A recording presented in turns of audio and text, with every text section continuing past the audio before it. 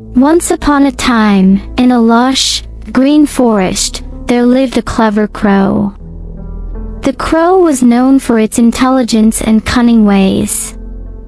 One scorching summer day, when the sun blazed mercilessly in the cloudless sky, the crow found itself desperately thirsty. The water sources in the forest had dried up, leaving the crow in a dire situation. The clever crow hopped from branch to branch, searching for a sign of water. Its sharp eyes spotted a distant field where a farmer had left a jug of water under a tree. The crow, fueled by its unrelenting thirst, decided to investigate. As it reached the field, it saw the jug, half filled with water, but the neck of the jug was too narrow for the crow to reach the precious liquid. Undeterred, the crow thought for a moment. Its keen mind quickly devised a plan. The crow started picking up small pebbles one by one and dropped them into the jug. With each pebble, the water level rose slightly. The clever crow continued this process, dropping pebble after pebble into the jug, until at last, the water reached the top, allowing the crow to quench its thirst. As the crow happily sipped the refreshing water, a wise old dove observed the entire scene from a nearby tree. Impressed by the crow's ingenuity, the dove flew down to have a conversation. "Ah, dear crow, I must say, your intelligence never ceases to amaze me," the wise old dove said, blinking its eyes. The crow, still savoring the water, nodded appreciatively. "Thank you, wise dove. In times of need, one must use their wit to overcome challenges." The news of the clever crow's feat spread throughout the forest.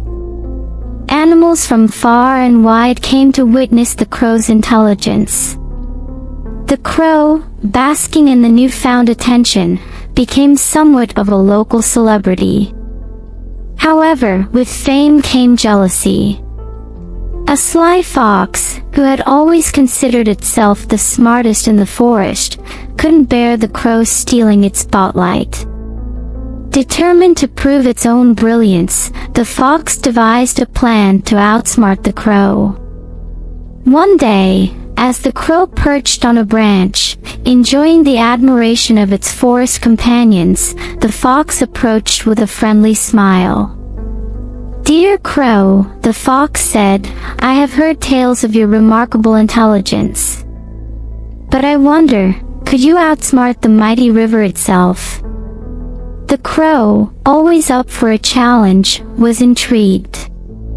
"I am confident in my abilities. What do you propose?" The fox pointed to the roaring river at the edge of the forest. "I challenge you to drink from the river without getting wet in rain. If you succeed, I shall acknowledge your unmatched intelligence." The crow pondered for a moment. The river's swift currents and splashing waves seemed like an insurmountable challenge. Nevertheless, the clever crow accepted the fox's challenge, determined to maintain its reputation. The next day, the crow perched near the riverbank, observing the turbulent waters. It contemplated various strategies but found no easy solution. Suddenly, inspiration struck. The crow noticed large leaves scattered nearby, remnants of a recent storm. With renewed determination, the crow picked up the leaves and fashioned them into a makeshift umbrella.